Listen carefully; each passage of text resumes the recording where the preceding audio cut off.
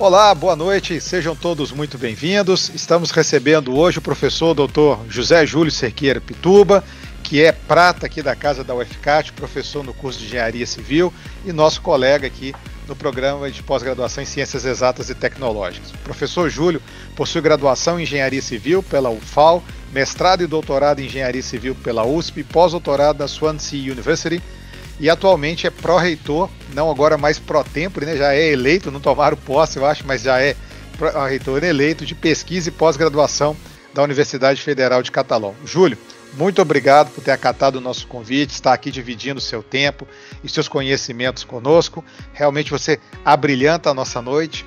Fica à vontade, meu amigo, o palco digital é todo seu. Ok, obrigado. Obrigado, André, pela introdução, né, apresentação aqui. Eu vou fazer uma fala sobre a mecânica do dano, mas mostrando também assim mais aplicações, né, voltado. Estou vendo que tem, né, como já foi falado, muitos engenheiros também na área da civil, né, algumas aplicações voltadas, né, para a área da civil, mas eu vou finalizar com uma aplicação, né, que está em curso, né, inclusive aqui no doutorado, né, feita pelo Danilo, que está aqui nos acompanhando, né. Inclusive, nesse resultado, a gente teve a grata resposta positiva de um periódico, né, A1, né. Então, o Danilo está com do seu trabalho de doutorado e está finalizando aí a tese, né, já com esse, né, dentre outros produtos, com esse artigo aí, né, recente, agora, né. Hoje mesmo ele deu a resposta das proofs, né. E obviamente que vai ter outros produtos aí, né? Esperamos que, né, que a defesa ocorra agora em breve, né? Eu vou tentar falar um pouco geral, né, sobre a mecânica do dano, mostrar essas aplicações e fiquem à vontade, né, com interação. Às vezes não vou estar vendo vocês aqui, né? Não sou muito familiarizado com Teams. Mas qualquer coisa é só me interromper, viu? Fiquem bem à vontade, tá bom? Então, de antemão, né, eu agradeço aí o convite, né, do professor André, né, o coordenador aqui do PPG7, para fazer essa fala, né, e vamos passar um pouquinho do que a gente trabalha, né. Hoje, basicamente, eu diria que a gente tem duas vertentes de trabalho, né? Uma é voltada para, vamos dizer, aplicações mais práticas e imediatas, que é a mecânica do dano, né? E a outra tem uma parte de formulação, né? Na área de análise em várias escalas, né? Que eu não vou abordar aqui hoje, que o Danilo, inclusive, né, está trabalhando, né? Orientando, né? Foi orientando lá no mestrado e hoje está no doutorado aqui no PPG7, tá? Então, eu vou abordar essa primeira parte, que é falando sobre mecânica do dano, que a gente chama de modelagem fenomenológica ou modelagem convencional, né? E a outra parte, né, só vou dar uma pinceladazinha, que é aquela parte sobre análise em várias escalas, né, onde a gente vai ver uma escala micro lá do material e como é que isso reverbera lá na macroestrutura, tá? Isso pode ser motivo também de uma outra fala aqui dentro do próprio programa, né?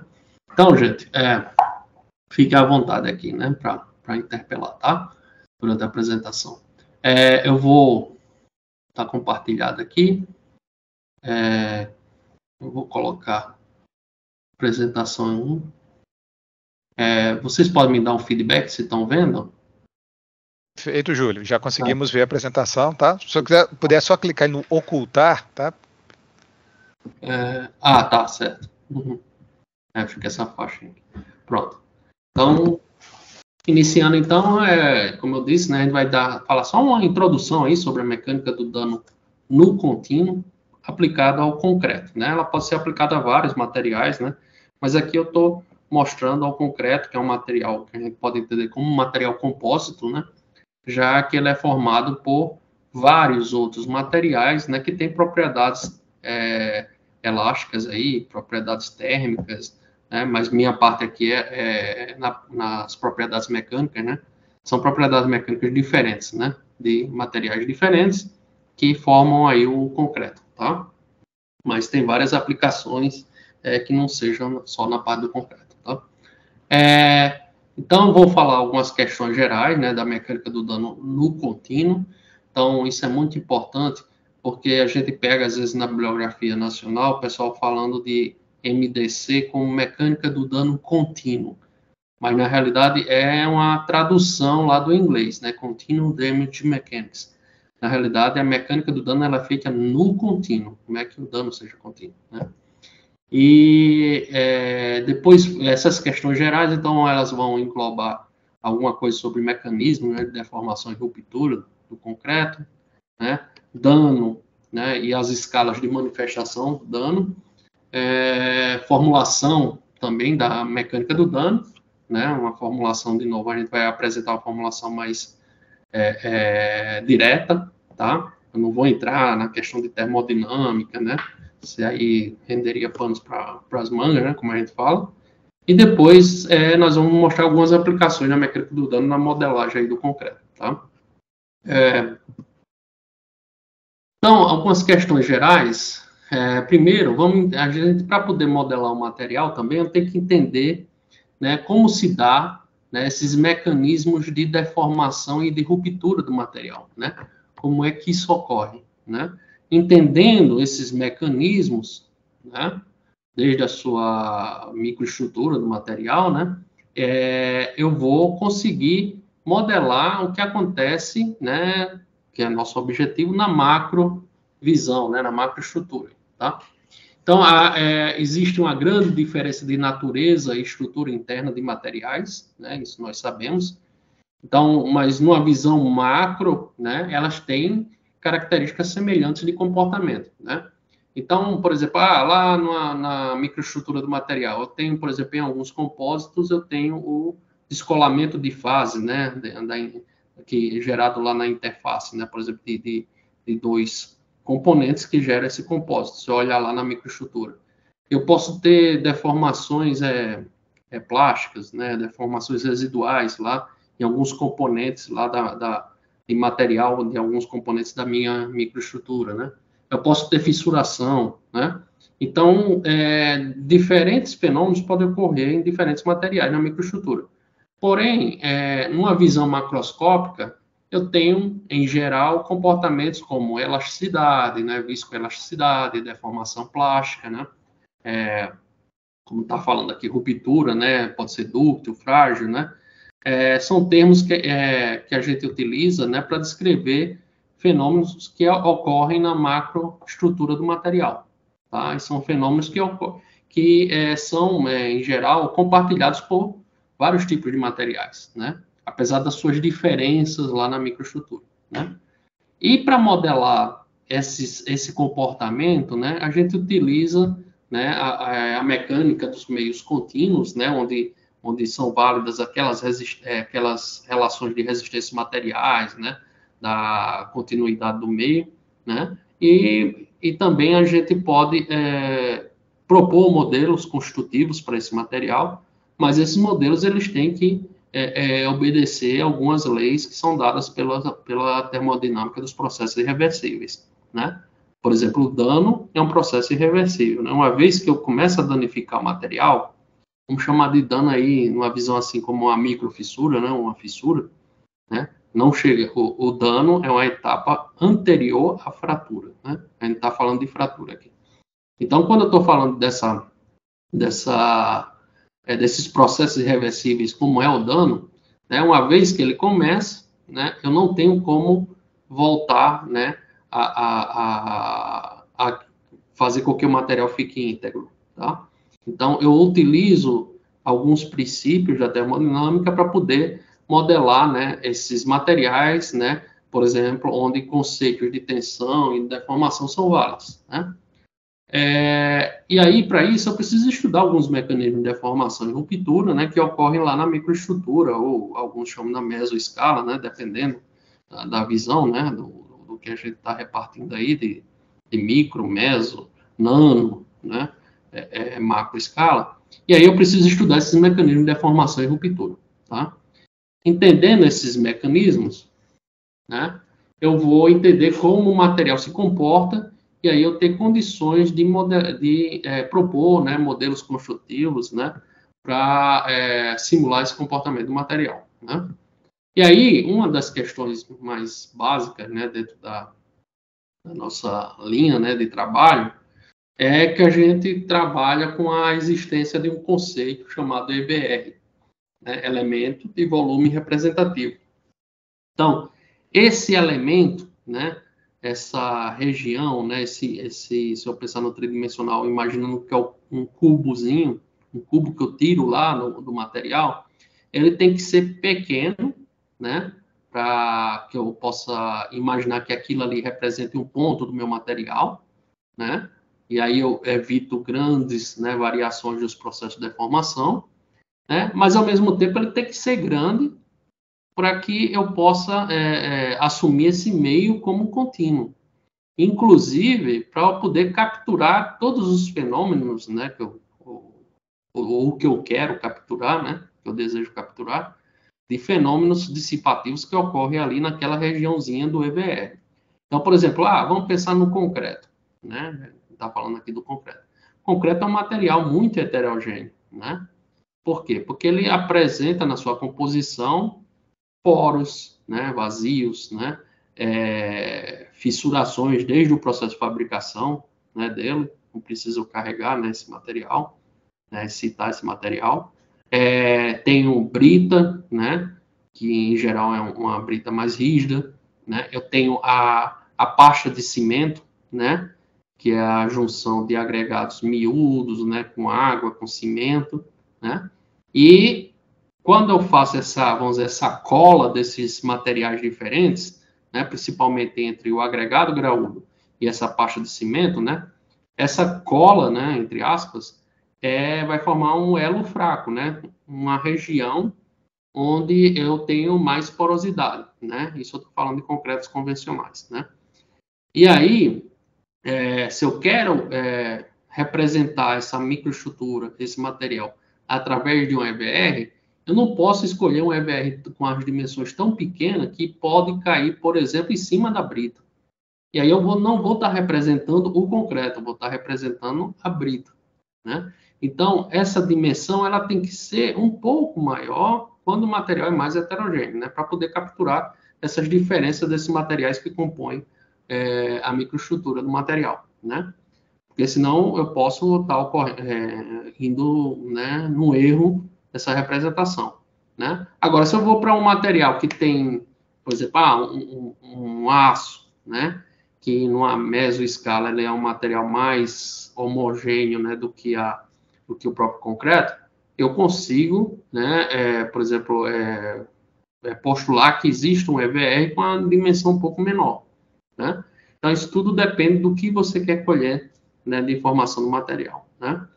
E aí, para que, né, eu proponha modelos, né, ou utilize modelos, né, construtivos, né, para que simule esse comportamento do material, né, eu tenho que obedecer, né, tem que ir lá no EVR e verificar quais são, né, os fenômenos que existem lá, né, ou não é que existem, aqueles fenômenos que eu desejo capturar, né? Porque se você quiser capturar todos os fenômenos possíveis, né, você vai ficar com um modelo construtivo bastante complexo em termos de formulação e de parâmetros. E aí começa a ficar um modelo impraticável, né, de se usar, tá? Então, depende do que você quer, né, trabalhar, né, você vai utilizar um determinado tipo de modelo, né? E aí, essa formulação, né, que a gente está falando aí, né, ela vai gerar uma modelagem, que a gente chama de uma modelagem macroscópica convencional. Por quê? Porque eu vou formular modelos que vão tentar descrever esses fenômenos que ocorrem lá no EVR, né? Por isso que eu chamo de modelos fenomenológicos, né? Então, tenho que entender esses fenômenos físicos que ocorrem lá na microestrutura para propor modelos para, na realidade, modelar o macro, né? Então, quando eu falo concreto, eu estou vendo o macro, eu não estou vendo a micro, né? Ou a mesoescala, né? Então, mas na realidade, se eu estou vendo uma fissuração aqui a olho nu, no pilar, por exemplo, é porque essa fissuração, na realidade, ela já está ocorrendo lá na microestrutura, e essa fissuração visível, ela nada mais é do que uma resposta do que está ocorrendo lá na microestrutura, já é uma manifestação do que ocorreu lá na microestrutura. Então, na realidade, para modelar, propor esses modelos construtivos, né, lá na macro, eu tenho que entender o que está ocorrendo lá na micro, né? No fundo é isso. E esses modelos fenomenológicos, que é o que a gente está trabalhando aqui hoje, né, que eu estou mostrando, ele tenta capturar esses fenômenos na micro, mas na realidade eu estou fazendo essa modelagem na macro. A outra abordagem, que eu falei no começo, né, aqui da fala, é uma abordagem onde eu vou realmente modelar a microescala do material, ou a mesoescala do material. Então, lá, se eu tenho brita, eu vou modelar essa brita, né, esse agregado graúdo. Se eu tenho a zona de aquela cola, né, entre aspas, né, aquela região de cola, ou a interface, eu vou modelar com outro tipo de modelo construtivo, mas é aplicado lá na interface. Outro aplicado na brita, no agregado graúdo. Outro aplicado na pasta de cimento. E aí, ao fazer isso, eu tenho, vamos dizer, uma resposta mais com maior acurácia, né, certo, do que esses modelos fenomenológicos. Porque se eu quiser capturar vários dos fenômenos importantes que existem, né, por modelos fenomenológicos, aí eu vou ter um modelo complexo e um modelo com muitos parâmetros, né. Já se eu for na microestrutura, eu posso utilizar modelos bem simples, né. Mas qual é o problema? É obter esses parâmetros lá daqueles materiais separadamente, né? Nem tudo é maravilha. E, na hora que eu vou fazer isso, né, essa modelagem com a ferramenta numérica, essa modelagem em várias escalas, ela tem um custo computacional alto, né? Então, essas são algumas das desvantagens, né? Tá. Então, voltando aqui para esses modelos fenomenológicos, né? Dentro do concreto, né, como eu falei, então ela é uma mistura, né? Deixa eu ver se eu tenho aqui ponteiro. Então, o concreto, ele é, então, uma mistura de agregados, né, que eu falei, graúdos, né, areia, né, na sua fase cristalina, e de um gel de cimento hidratado, né, que é a fase não cristalina. Então, eu tenho várias escalas de manifestação aqui, né, do concreto, né, onde aqui eu consigo ver as britas, né, e aqui, por exemplo, eu tenho já a aplicação numa estrutura, né, uma visão macro, né. Então, aquela zona que eu falei, aquela interface, né, eu tenho, então, a parte do agregado, a parte da matriz de pasta de cimento, e essa zona de transição, que é um meio, que, em geral, é um meio mais poroso, né, e por isso ele é um meio menos resistente. Então, já por essa visão, esse conhecimento, eu já imagino, né, e os experimentos confirmam isso, que a fissuração, se ocorrer, ela vai iniciar, de novo, estou falando de concretos convencionais, né, ela vai se iniciar nessa zona de transição. O que a gente chama de concreto convencional? São concretos com resistências usuais, né, de aplicação na prática das estruturas. Quando eu parto para outros tipos de concreto, por exemplo, concretos com alta resistência, né, aí eu tenho todo uns aditivos, né, que são incorporados nessa pasta de cimento, que faz com que eu diminua essa porosidade, né? E às vezes essa pasta fica mais resistente do que o agregado, né? Mas no convencional não. Em geral, o agregado é um material mais resistente, mais rígido, né? E a pasta de cimento, o contrário, né? Um material com mais amolecimento, né? E aí, conhecendo esse panorama aí do concreto, eu vejo como é que se dá esses mecanismos aí de deformação e ruptura dos materiais, né? Então, tem alguns modelos teóricos onde se diz, a fissuração ela vai começar ao redor dos agregados, né? Por exemplo, em compressão, em geral, vou ter um modo de abertura 2, né? Aquele modo misto, né? Onde eu tenho a abertura por tração com escorregamento, né? E depois a pasta, depois que é feita toda essa fissuração ao redor dos agregados, essa microfissuração se unem, né? Formando então todo o processo de microfissuração na pasta, né? Até que chega um ponto que você consegue detectar isso a olho nu, né? Já na macroestrutura. Na região de tração, a distribuição dessa fissuração também, né, ao redor dos agregados, mas ela se dá de forma mais intensa, né, de forma mais fragilizada, né. Então, é uma ruptura mais abrupta, né.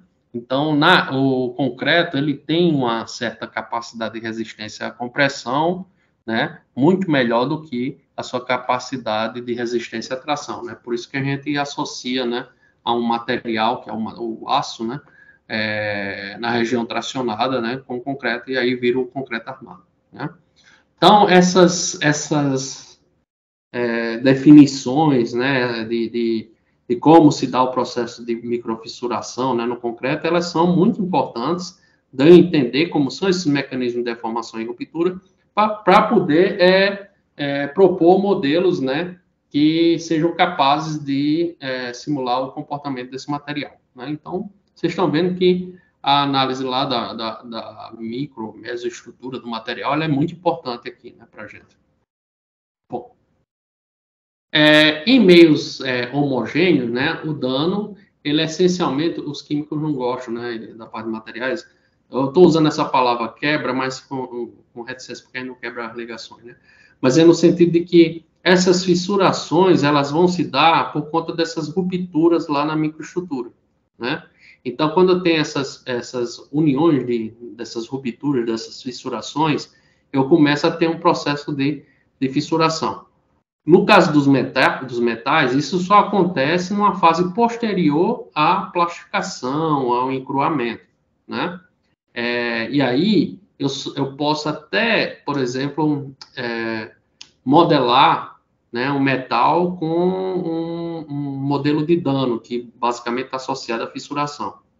Mas antes, eu tenho que aplicar um modelo, né, baseado na teoria da plasticidade, onde eu vou modelar toda essa deformação, né, dúctil, né, essa ductilidade do metal, antes dele chegar no processo de fissuração, né? Quando ele chega lá naquele processo de microfissuração, se vocês se lembrarem lá, por exemplo, se eu pego uma barrinha, né, uma amostra em aço, vou ensaiar a tração, esse material vai plastificar, né, ele vai deformar bastante, e só depois, no estágio final de carregamento, é que ele começa a apresentar fissuração. Então, antes eu tenho uma deformação plástica pronunciada, e depois eu tenho uma fissuração, né? Então, eu conhecendo esse comportamento, esse mecanismo de deformação do material, eu consigo aplicar diferentes modelos, né, para simular esse comportamento desse material, né?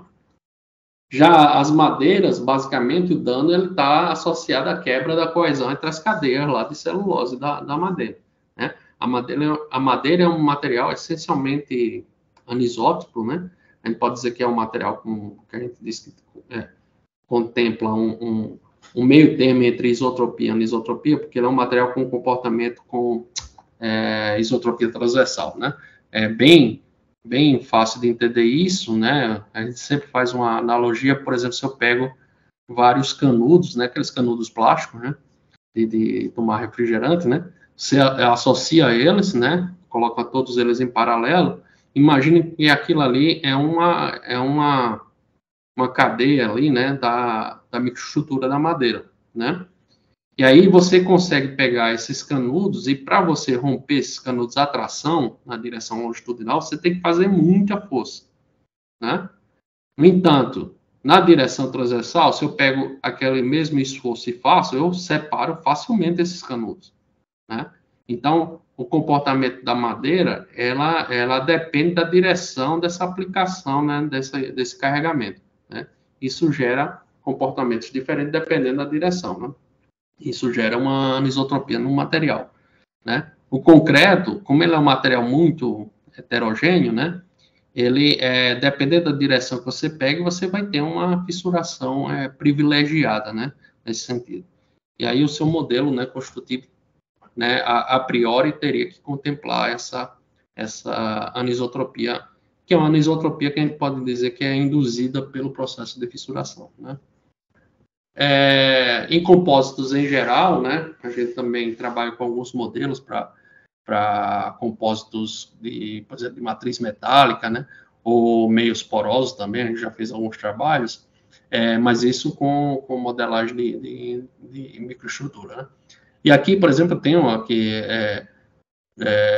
por exemplo, um compósito onde o dano ele ocorre essencialmente pela perda de coesão entre as fases, né? Então, eu posso ter um compósito aqui metálico, né, com a inclusão mais rígida, e sempre aquilo que eu falei, né, a cola, né, entre aspas, é o elo mais fraco. É a mesma coisa lá do concreto, né? Eu tenho aí a região do agregado, né, a região da parcha, então essa zona de transição aí, né, entre agregado e a parte cimentícia é a região de cola, né, vamos chamar assim, e a região mais fraca, né? Então a fissuração sempre ocorre, começa, né, nessa região daqui, e a mesma coisa aqui eu começo a ter um processo de fissuração, né, mas na realidade aqui é mais um descolamento de fase, né, nessa região aqui da interface, né? Então o dano se manifesta de várias maneiras, né? E aí, esses modelos constitutivos, né, fenomenológicos, né, eles são formulados, então, visando aplicações macroscópicas, aquilo que eu falei, né, onde eu estou considerando que o meio, ele é um meio contínuo para poder ser válido aquelas relações, né, da mecânica dos materiais, né, da resistência dos materiais, né, da mecânica do contínuo. O elo do que acontece entre as escalas, né, esse elo pode ser construído mediante a definição de variáveis oportunas, né, que a gente chama de variáveis internas, né? E aí, no caso, essas variáveis, elas têm a função, essas variáveis internas têm a função de produzir alterações nas propriedades mecânicas e serem atribuídas ao meio contínuo, né? E aí, a gente pode postular uma variável chamada de dano, né? Na realidade, ela começou, né, com Khachanov em 1959, onde ele estava aplicando, né, tentando simular, na realidade, a fissuração que ocorria, né, em aeronaves, né? Então, começou lá na engenharia aeronáutica isso. Sendo que veio o Rabotnov, né? Então, os russos, eles sempre estiveram muito à frente, né, na área de resistência a materiais, né? Um dos livros mais famosos aí é o do Timoshenko, né? Então, é uma escola muito que foi muito seguida, né, durante anos, né? E aí o Rabotnov, ele veio, né, já na década de 60, e ele formulou a mecânica do dano, deixou ela dentro fez um formalismo, né, dessa mecânica do dano, né, seguindo, né, e obedecendo, né, os princípios da termodinâmica dos processos irreversíveis, né? E aí, esse dano, né, ele pode manifestar-se na forma aí de redução de rigidez do material e de resistência, né? Então, o dano, né, ele é apropriado, então, a mecânica do dano, ela é apropriada para simular, né, o comportamento, né, não linear, né, de físico de materiais, né, onde a fissuração, né, o processo de microfissuração, é o principal fenômeno, né, envolvido aí na perda progressiva de rigidez e resistência desses materiais, né? E o concreto, né, que é o tema aqui, né, ele apresenta como principal, né, fenômeno dissipativo a fissuração. Então, a mecânica do dano ela é bem utilizada na formulação de modelos para concreto, né? E aí, como é que a gente define esse dano, né? Então, de novo, eu venho lá numa face aí do meu sólido, né, onde eu tenho um processo de fissuração aí, vamos dizer, um processo de fissuração desse material, né, e aí o que é que eu faço? Eu pego, né, deixa eu diminuir aqui a janela, eu pego esse material, né, e digo, ó, eu tenho um elemento de volume representativo que ele é pequeno o suficiente para que eu diga que ele seja considerado como um ponto do meu material, para poder ver as relações de tensão, deformação naquele ponto, Mas, ao mesmo tempo, aquilo que eu falei, ele tem que ser grande o suficiente para pegar essas heterogeneidades do material. Certo? Então, estou lá com a minha definição do meu elemento de volume representativo. A face que eu estou trabalhando, né, desse elemento, desse EBR, é uma face, né, dada por esse vetor normal, né, posicionado assim. Dentro dessa face, eu tenho uma área total dessa face e tenho uma área de defeitos desse material, né? Ou seja, dado pelas microfissurações, né? Então, eu tenho essa área total, S, né, daquela facezinha lá, que depende da normal N, né? Está direcionada lá, está localizando essa face, né? Aí eu tenho uma área que realmente, efetivamente resiste, né, às tensões que estão atuando ali, né? Onde a área de defeitos, né, ou seja, que contém todo o processo de microfissuração, os vazios, né, eu vou chamar de área de defeitos de S0. Então, ela é a área total menos a área que efetivamente, né, resiste às tensões, ou seja, a área da parte sólida, né, vamos chamar assim. E o dano, né, eu tenho até esse livro aqui do Lemaitre Chaboch, né, o pessoal da França desenvolveu bem a mecânica do dano. O dano, ele é, então, uma quantidade, né, que ele vai representar o quão aquele material está danificado, né, ou fissurado, né? E ela é dada por essa área de defeitos em relação à área total, né? E esse dano, ele pode depender dessa normal N, né, a seção que eu estou pegando.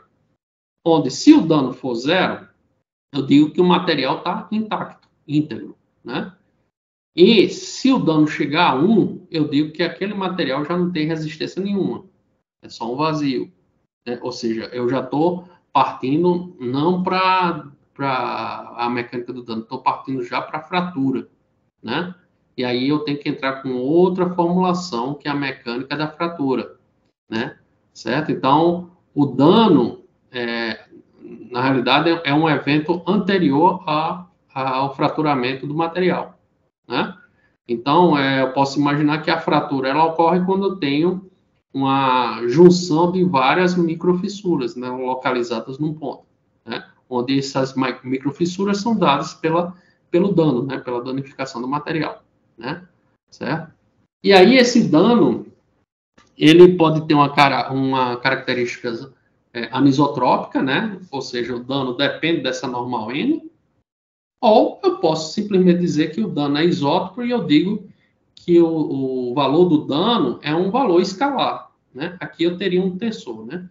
Aqui é um valor escalar, né? Onde eu digo, naquele ponto, qual é o valor do dano? É 0,5. Tá, certo. Em que direção de sentido? Não, em qualquer direção de sentido. É o valor do dano no ponto. Então, é dado por um escalar. Então, eu digo que esse material, que esse dano ele é isótropo. O que é que ele vai fazer no material? Ele vai dizer que vai estar fissurado o material, mas ele vai penalizar as propriedades mecânicas do material igualmente em qualquer direção e sentido. Já no dano anisótropo, ele é um tensor, né? Vamos chamar assim uma matriz, né? Onde eu tenho vários valores de dano que dependem, né? Vários componentes de dano que dependem da direção, né? Então, ela vai penalizar a rigidez do material dependendo da direção que você está aplicando esse dano, né? Por isso que a gente chama de dano anisótropo, né? Eu tenho modelos, né? Aplicado a concreto, apesar do concreto ele ter uma direção privilegiada aí de fissuração, ou seja, ele é essencialmente anisótropo, mas dependendo do que eu estou formulando, tem modelos isótropos que são muito bem aplicados, né?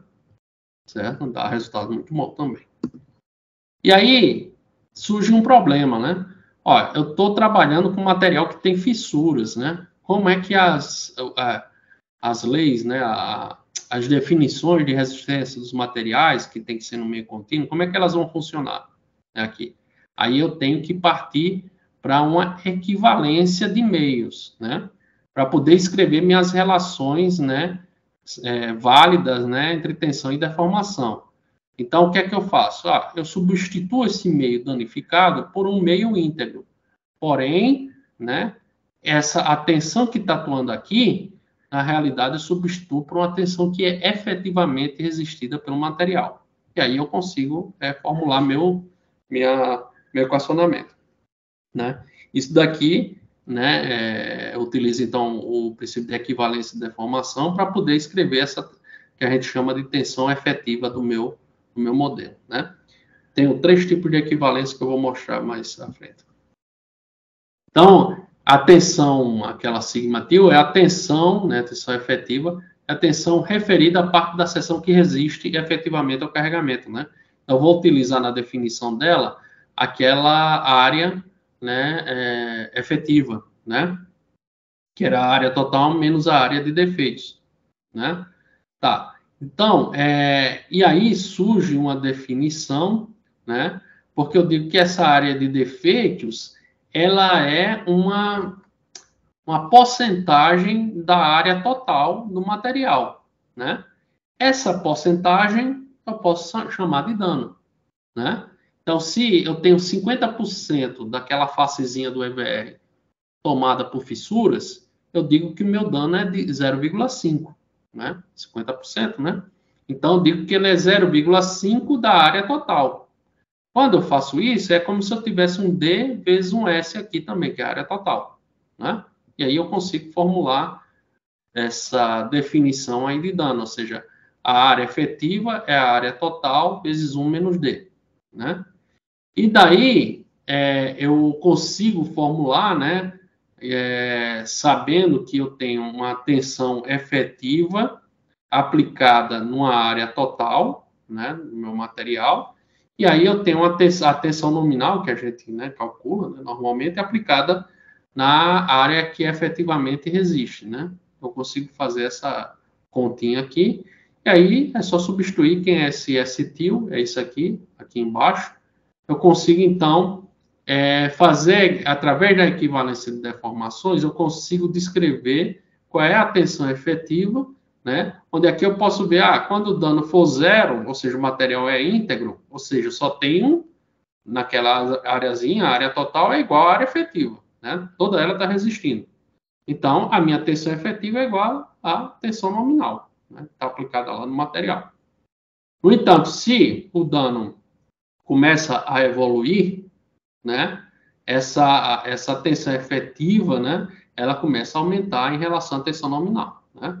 Então, no material íntegro, é isso daqui. E no momento da ruptura, ou seja, quando o dano for 1, isso aqui vira 0, né? Obviamente que isso fica indefinido, mas dá um salto lá para o infinito da tensão efetiva, ou seja, o material já foi para o espaço, né? E aí, né, tendo essa definição, né, também, se eu substituir na relação tensão-deformação, né, onde eu posso ter um material, né, que está sendo aplicada essa tensão, eu tenho um material que tem essa propriedade efetiva, né, o módulo elasticidade efetivo, né, eu substituo ele, então, por isso daqui, né. Então, aqui eu chego na conclusão, que é a gente sempre, na modelagem, que fica mais fácil de entender, é que a danificação, a fissuração, ela vai penalizando a propriedade mecânica do material, né? Onde, no caso unidimensional, aqui, para a gente entender mais facilmente, é o módulo de elasticidade do material. Então, quando eu estou com material íntegro, né, D igual a 0, eu não estou penalizando em nada o módulo de elasticidade. A partir do momento que o dano começa a aumentar, por exemplo, é 0,1, então isso daqui já dá 90%, né, do material íntegro, né? O dano é 0,2 agora, ou seja, agora já está o material com 80% da sua capacidade do seu módulo de elasticidade. Isso vai se refletindo na curva tensão-deformação, porque eu vou estar diminuindo essa inclinação do material, né, dessa propriedade elástica, né? E aí, indo para o caso tridimensional, eu posso replicar isso para o caso tridimensional, né? E aí eu posso, inclusive, ter, né, anisotropia, né? Eu posso ter materiais com 21 parâmetros, né? O modelo, né?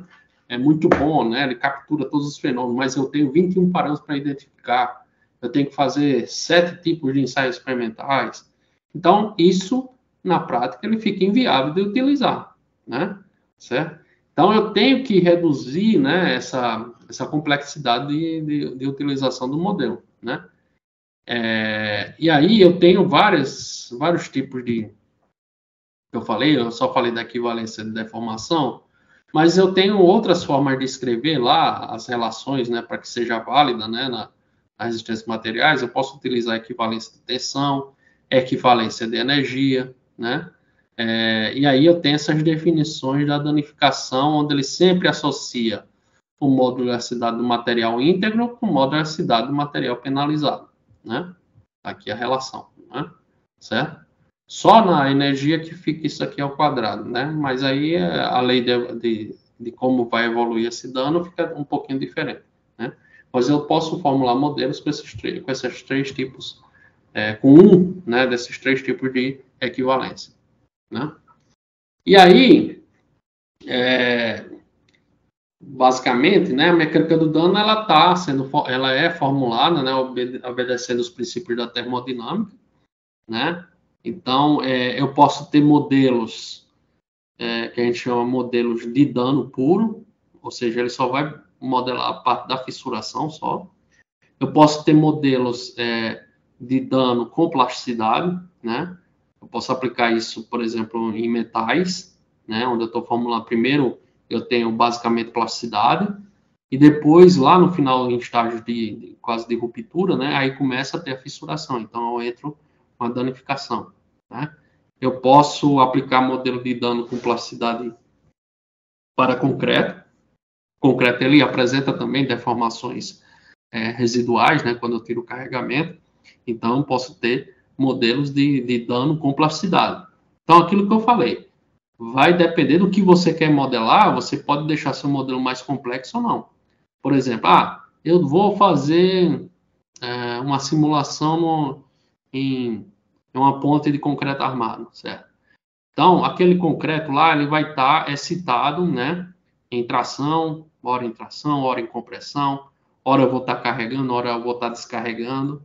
Então, se eu usar um modelo puramente de dano, ou seja, elástico, quando eu descarregar, o modelo vai me dizer o quê? Que a deformação é nula. E aí, quer dizer, vai estar errado. Se eu quiser capturar a deformação residual, ele não vai capturar, né? Mas, ao mesmo tempo, se eu estou aplicando, por exemplo, eu quero simular o comportamento de uma estrutura que só está sujeita a um carregamento sempre crescente. Então, eu não tenho necessidade de capturar deformação residual, né? Porque eu não estou descarregando a estrutura. Então, para que eu vou usar um modelo com dano e plasticidade ali, né? Então, eu não vou usar uma bazuca para, né, matar uma formiguinha, né?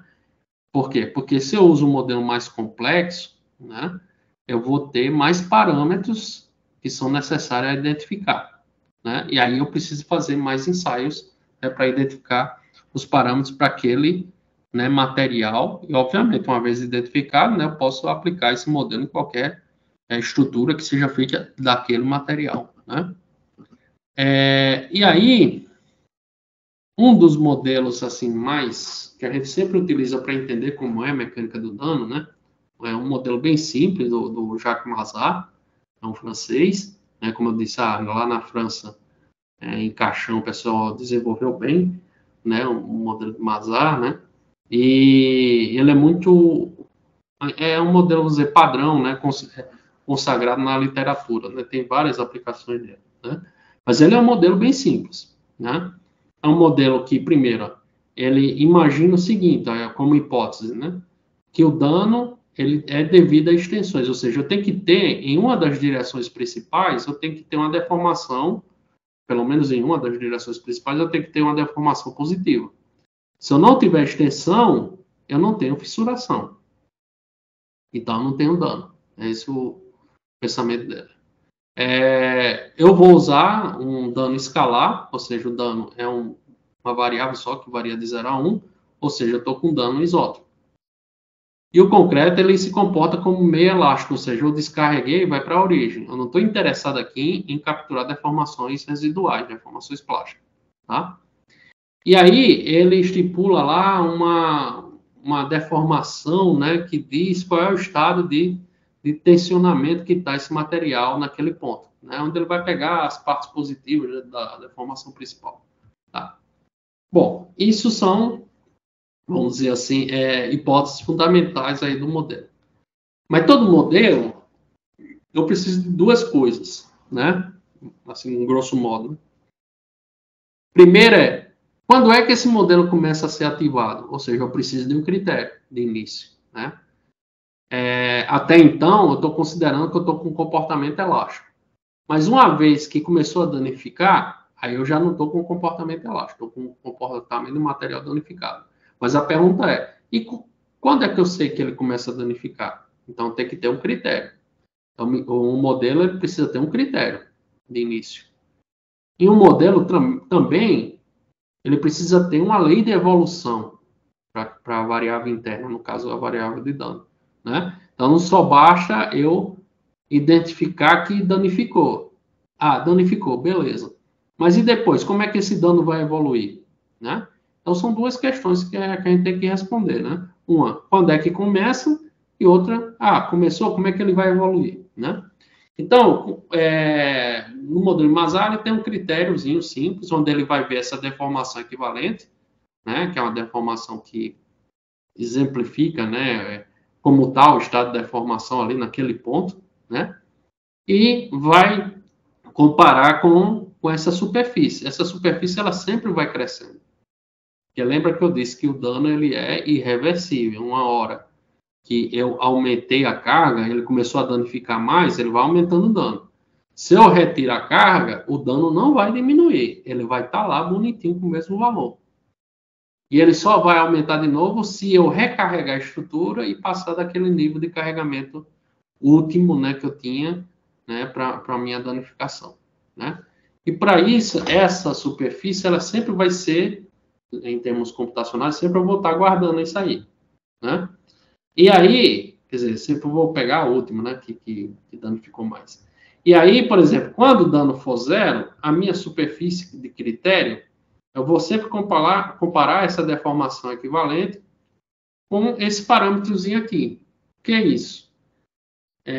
O Mazar, ele estipulou o seguinte, concreto tracionado, quando ele chega a fissurar na tração, eu digo, quando eu identifico isso, né, eu identifico que eu tenho uma deformação associada a isso. Então, eu chamo isso de deformação de referência ou epsilon de zero, né, que é quando o dano é zero.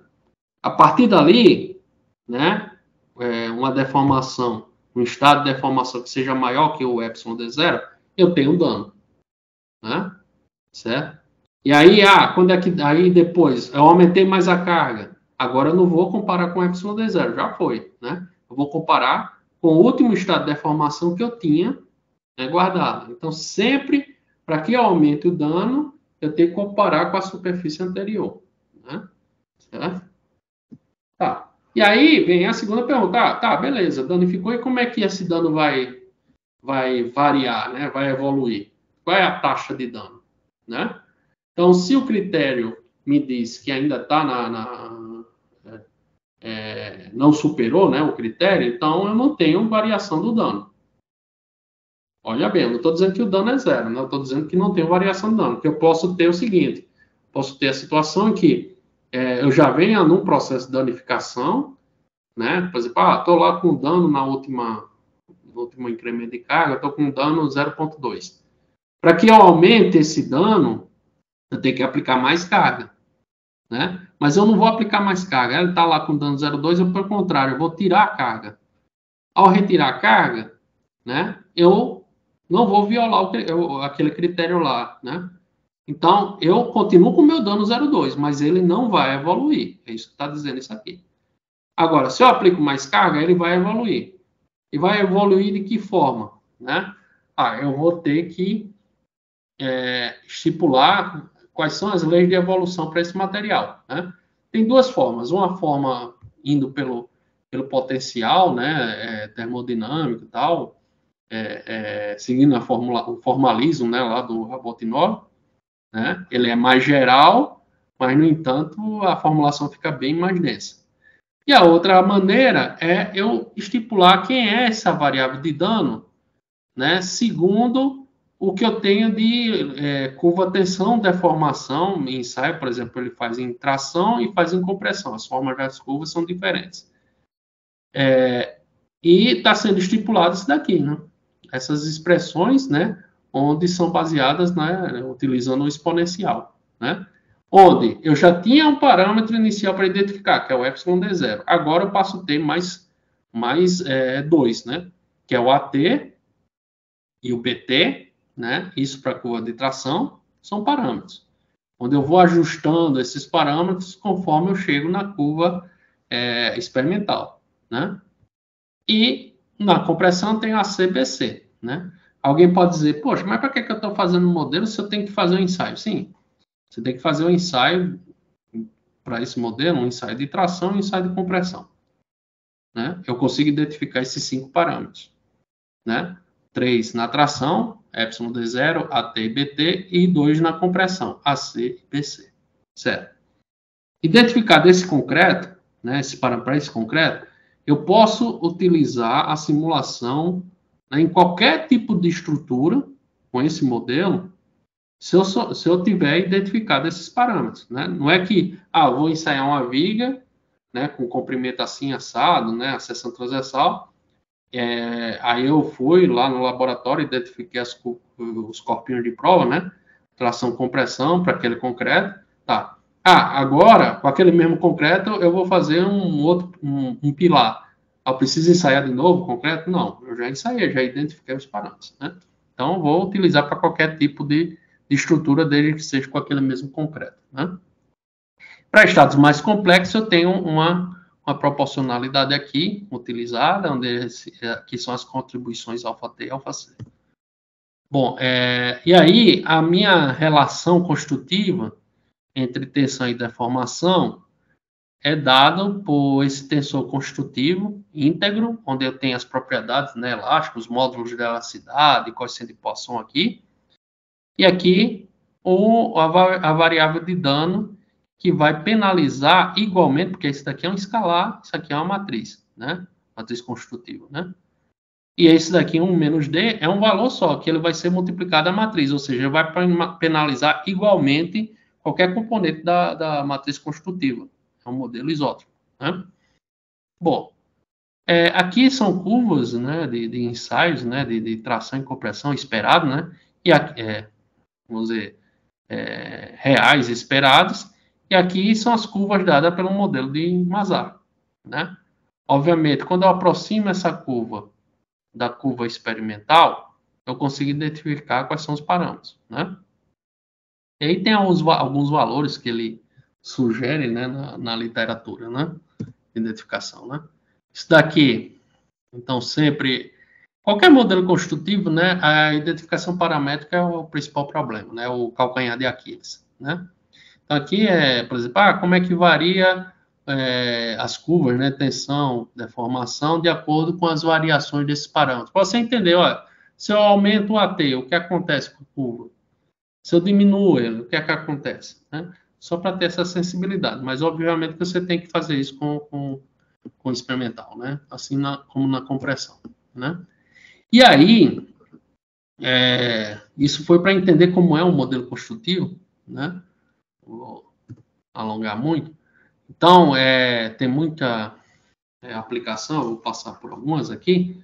Tem um modelo que a gente fez, que aconteceu. Eu, quando eu fiz a graduação, né, lá na Federal de Alagoas, né, Engenharia Civil, eu fiz iniciação científica, mas foi na área de simulação de placas e cascas, né, de concreto armado, utilizando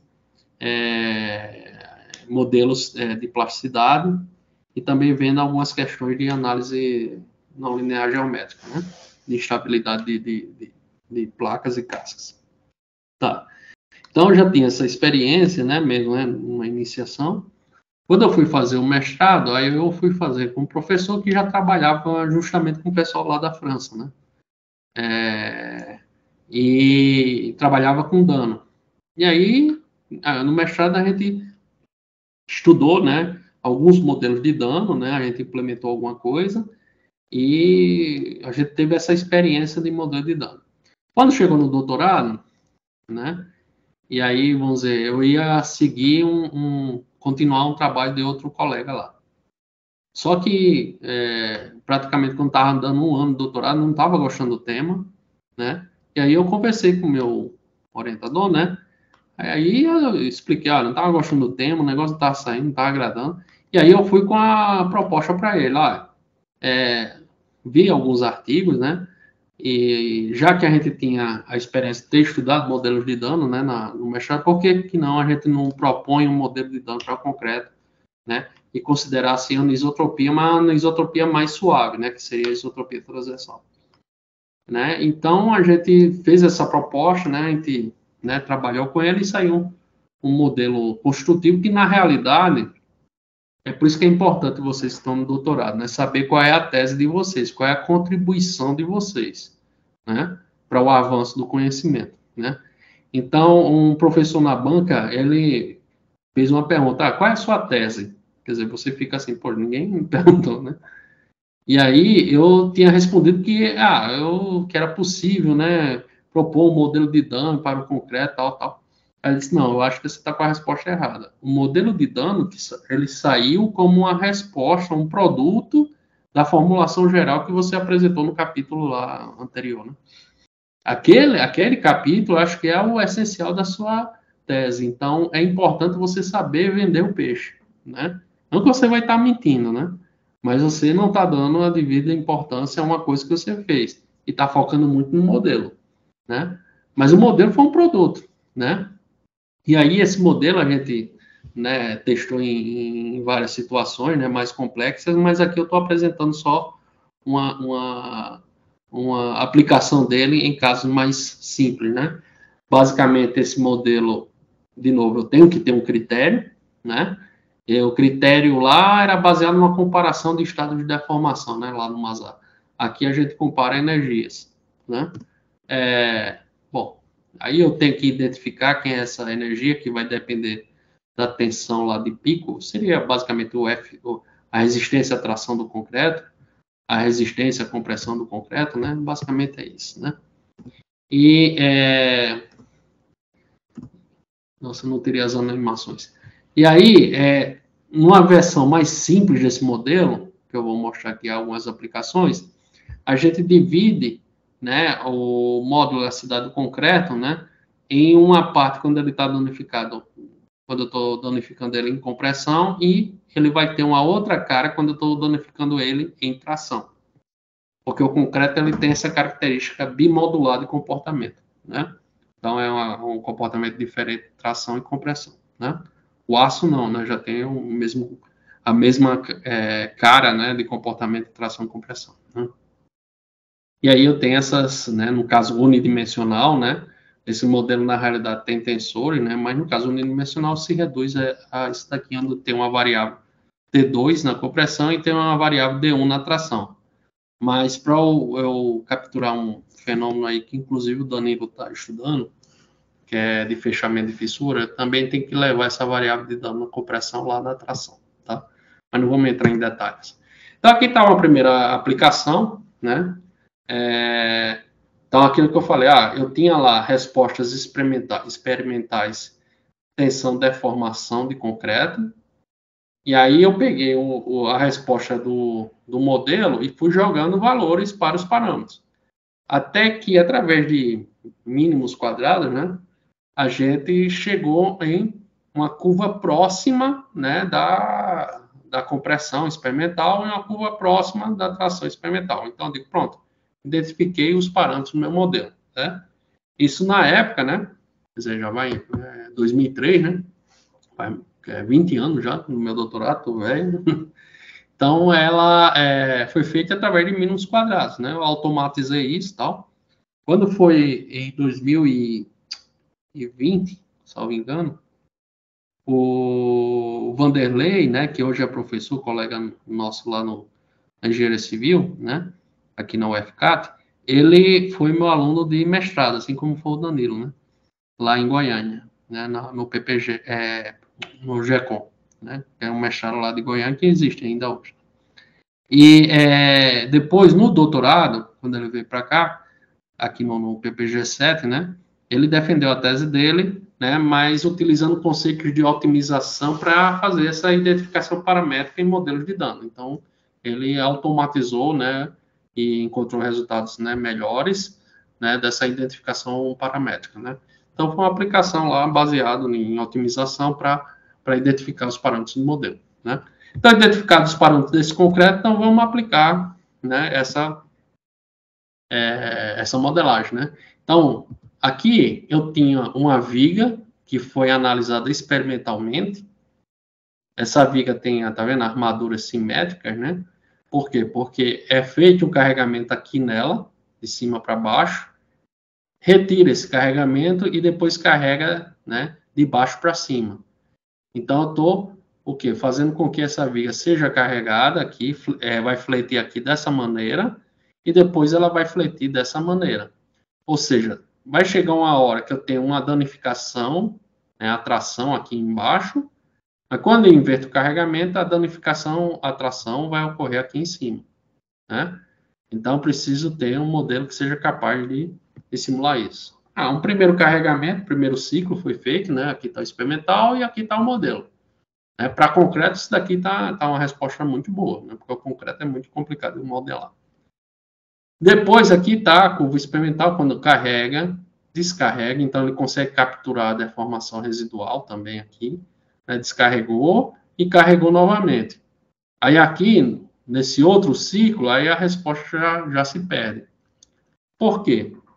Porque eu teria que, de novo, esse modelo ele não estava, né, naquela época, né, pronto para carregamento cíclico, né, porque eu tenho cada vez mais uma baixa de resistência aqui, é um amolecimento do material. Ele não foi feito para isso, né, por isso que ele recupera bem o carregamento, descarregamento, o efeito unilateral, que a gente chama do concreto, carrega novamente, mas quando eu vou começar a descarregar e carregar de novo, ele já foge, porque da resposta, porque ele não foi feito para isso. Então, os primeiros ciclos, ele vai bem, né? Certo? Eu teria que incorporar outras variáveis aí nele, tá? E aí está a distribuição de dano, né? Naquele primeiro ciclo, quando eu carrego faço carregamento aqui, é uma viga biapoiada, né? Certo? E aí eu carrego aqui de cima para baixo, eu tenho todo o processo de danificação aqui em cima, né? Que é onde está tracionando o concreto. Quando eu inverto o carregamento, ou seja, de baixo para cima, aí começa a fissurar, é aqui em cima. Porém, o dano, ele não evolui, mas ele também, aquilo que eu falei, ele sempre vai aumentando, né? Ele nunca é retirado, não regride o dano, né? É um efeito dissipativo, então a variável de dano sempre ela tem que ser positiva, né? A dissipação dela. E aí, chega uma hora que começa a formar uma rótula aqui, né, nessa viga, para ter o colapso da viga, né? Então, está aqui a danificação, está quase chegando em 1, né? Aí, depois, né, a gente pegou também, em outro artigo, pegou um pórtico em concreto armado. Esse pórtico foi ensaiado, né, experimentalmente, tá? Com o pessoal lá no Canadá. E aí, de novo, aqui estão as curvas, né, que a gente fez a identificação paramétrica. Aqui está a resposta, né, desse pórtico. Foi aplicar 2 cargas concentradas e mantidas durante todo o experimento. E aqui, ele aplicou e retirou. Aplicou e retirou essa carga lateral aqui, essa carga horizontal aqui no pórtico. Essa carga Q, né, horizontal aqui no pórtico. Então, está aqui a carga Q, né, essa força aqui aplicada, e aqui está o deslocamento que é medido, né, quando eu aplico essa carga, é medido um deslocamento aqui nessa ponta aqui do pórtico, né, e é mostrado aqui que ele captura a deformação plástica também, né, residual, carrega, descarrega, sendo que eu ainda fiz um carregamento, inverti a carga e carreguei novamente, onde o resultado experimental ele só fazia isso aqui. Mas é demonstrado aqui uma boa coerência de um modelo que é simples, né? com poucos parâmetros para identificar, mas que eu consigo modelar o concreto, né? Então, está aqui ó, os estágios de carregamento e todo o processo de fissuração do concreto, né? Onde consegue, inclusive, verificar quais são os pontos críticos, né? De formação aqui de fissuração nessas juntas aqui, né? Principalmente aqui nos apoios, né? E todo o processo de carregamento, né? Ele também tem uma análise qualitativa onde as respostas bateram muito bem, assim, né? Lógico, não bate, né? Porque experimental com numérico é complicado de conseguir no material heterogêneo como concreto. Mas chegou muito próximo e a gente ficou bastante satisfeito aí com o resultado, né? Tem um outro trabalho aqui que eu vou passar mais rapidamente de aplicação da mecânica do dano, que é o seguinte. Então, foi um trabalho que já vinha feito antes, né? E com TCC lá na engenharia civil, né? O próprio comigo, assim. E depois, aqui no mestrado lá em engenharia civil, né, aqui da UFCAT, a gente teve um aluno, né, o Felipe, e ele utilizou o modelo de dano para fazer vários experimentos. Aquilo que eu falei, identificou o concreto, pronto, eu posso pegar a minha viga, ela pode ter 1 metro, pode ter 2 metros, pode ter 3 metros de vão, mas é aquela mesmo concreto, então eu posso utilizar o modelo de dano. Então, qual é o objetivo? Fazer vários experimentos numéricos para que eu tivesse uma amostragem grande, para que com essa amostragem grande eu conseguisse aplicar algumas técnicas de análise, né, de variância, e propor um modelo para o cálculo de deslocamento em vigas. Porque hoje, o cálculo de deslocamento em vigas, que é dado por qualquer estrutura, que é dado pela norma brasileira de concreto, ela, né, a crítica nossa é que ela, teoricamente, ela usa um conceito errado, né? Por quê? Ela usa, por exemplo, uma viga que está fissurada, ela simplesmente vai calcular retirando parte da inércia da viga. Na realidade, você não tem que retirar parte da inércia da viga, você tem que verificar como a fissuração provoca a perda de rigidez, de resistência material, né, lá na viga, nas suas propriedades elásticas, e não na propriedade geométrica, que seria assim, retirando parte do momento de inércia da viga, né? Então, essa foi a crítica. Então, foi o que a gente fez, tá? Fez vários exemplos, né? Rodou várias. Aí está justificativo, né? Da norma, né? Faz uma ponderação de forma homogênea da seção transversal, e a gente pensa que tem que penalizar de forma progressiva, né, a fissuração da minha estrutura, né? E aí a gente chegou, né? Aqui tá os critérios da norma, né, brasileira. Então, tá vendo? Ela faz uma penalização, não é do morosidade, é da rigidez, onde ele usa a morosidade e o momento de inércia, mas na realidade ele trabalha basicamente com o momento de inércia, né? Quando a peça está fissurada. E aí, o que foi que a gente fez? Inicialmente, lá em 2012, a gente fez um trabalho com alguns alunos, né, de iniciação científica, onde a gente utilizou um modelo de dano para obter vários modelos, né, protótipos, né, que a gente chamou de ensaios numéricos, para poder contrapor essa fórmula de Brenson, que é de 1968. Ela é excelente, né, não tem nenhuma crítica quanto a isso, mas a crítica que a gente faz é da forma como ela é desenvolvida, né, pegando justamente a rigidez, né, o momento de inércia, quando na realidade a gente tem que trabalhar com a penalização do morosidade, né. E o que foi que foi feito? A gente tinha vigas, né, ensaiadas experimentalmente, tinha os valores das curvas experimentais do concreto, né, e aí a gente fez algumas análises, né, numéricas, aqui estão as respostas, né, experimentais, né, das vigas, né, tá, beleza. E aí a gente começou a fazer a variação, por exemplo, da seção transversal, do tipo de apoio, né, para aquele tipo de concreto, né. Isso daqui é uma publicação numa revista aqui de concreto, né? Vamos dizer, a principal revista de concreto aqui no Brasil. E o Brasil, né? Ele é um dos países mais avançados no estudo do concreto armado, tá? E aí a gente fez algumas regressões aqui, né? Onde a gente propôs equações de momento quando fissura, né? A estrutura. E calculou, né, deslocamento. Então está aqui, esse em azul é uma viga analisada experimentalmente, em vermelho é o que a norma brasileira dá de resposta, e em roxo, que está no meio do experimental e da resposta da NBR, né, da norma, em roxo é a nossa resposta com esse modelo aí proposto, né? A gente ensaiou 324 protótipos, né? Tá. E aí obteve, né, para esses concretos, esses momentos, esses equacionamentos, pode ver que aqui é uma lei de evolução de dano, né? Só que a gente está vindo com parâmetros que são usualmente utilizados pelo projetista, né? Momento de fissuração, momento atuante, resistência à tração do concreto, né?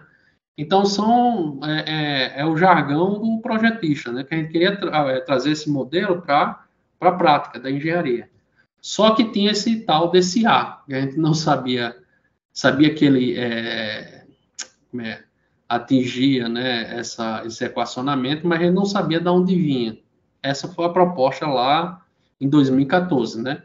Obviamente que é uma pesquisa em andamento, você não fecha nada, né? E aí, tá certo. Aí, quem é essa hipótese, quem é esse parâmetro A? Né? Essa era a pergunta. Aí veio um aluno, né, de TCC, ele fez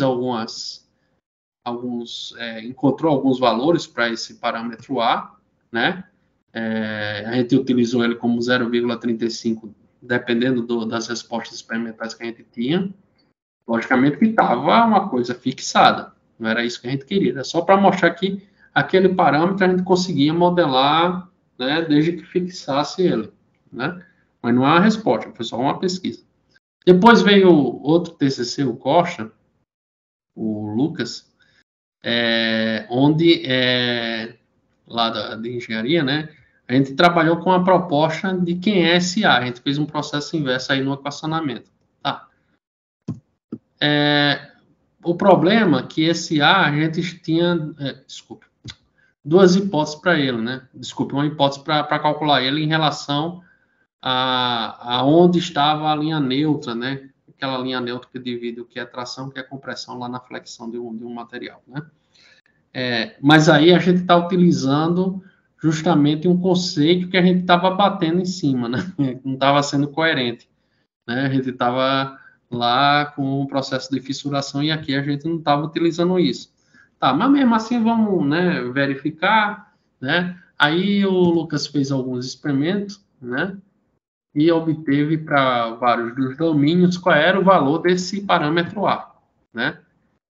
E aí a gente utilizou, né, em alguns trabalhos, né, 31 trabalhos, né, que a gente tinha resultados experimentais, e aí a gente aplicou essa formulação, né, essa proposta, né, ele desenvolveu, né, estou passando aqui rapidamente porque não vai interessar muito, e aí a gente aplicou, né, essa proposta aí em alguns valores, né. Tá.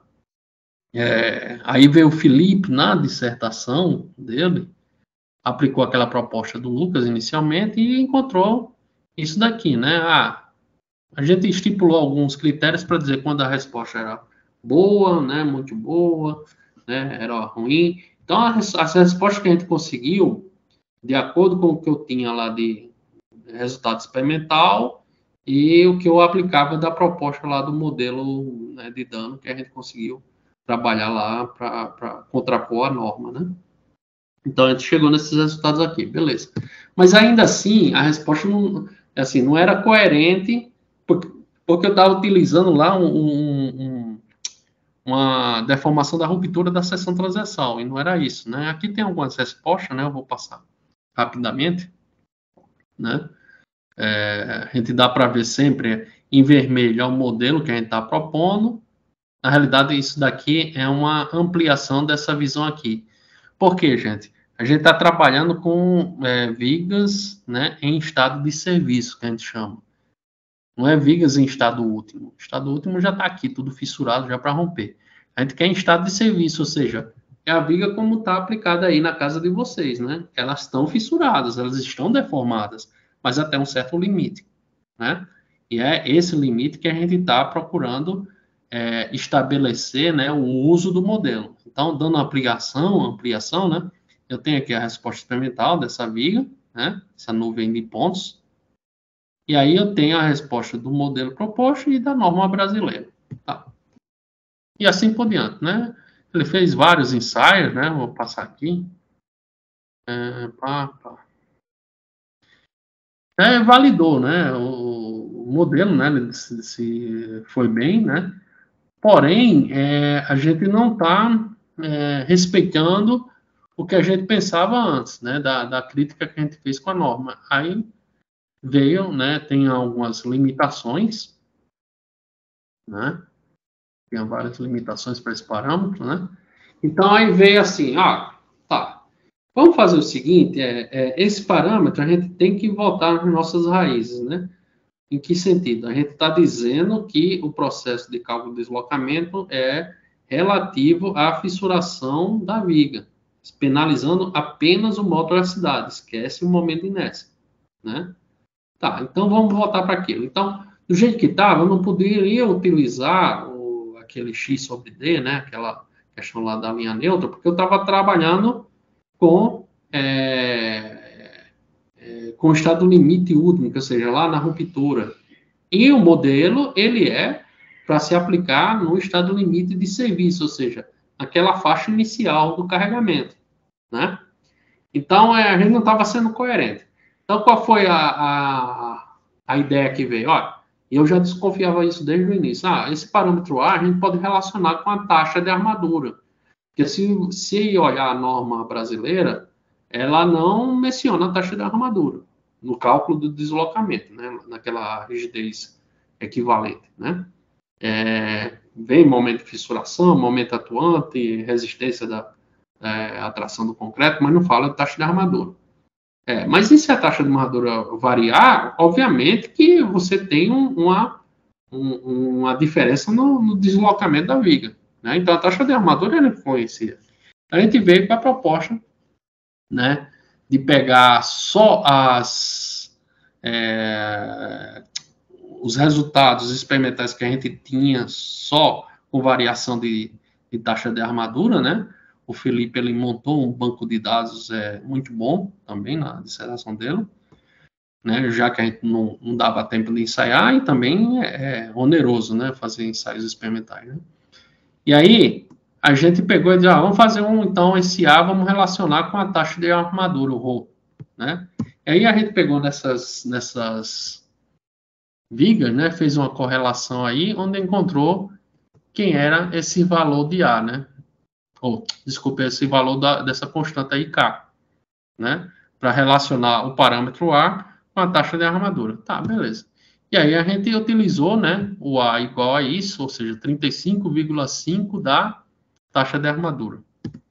Beleza. E aí a gente obteve as respostas que estão aí, a gente comparou, né, de novo. A gente dá um zoom aqui, que é no regime de serviço, né? Tá aqui esse zoom. Aqui, quando eu tenho duas curvas experimentais, é porque, na realidade, o autor fez vários experimentos e essas foram as respostas, os limites das respostas experimentais que ele encontrou. Em azul está a norma brasileira, em laranja está a norma americana e em vermelho está a nossa proposta, né? Então, tá com resposta muito boa, né? Chegando, inclusive, perto do experimental, né? Em relação a norma brasileira e o ACI, né, que é a norma americana. Então, várias respostas foram utilizadas, né, certo? Só que, obviamente, que a gente tem que ter uma reserva de segurança, né, isso teria que aplicar também no modelo, né. Então, estou passando aqui rapidamente, né, para não se estender até por conta da hora.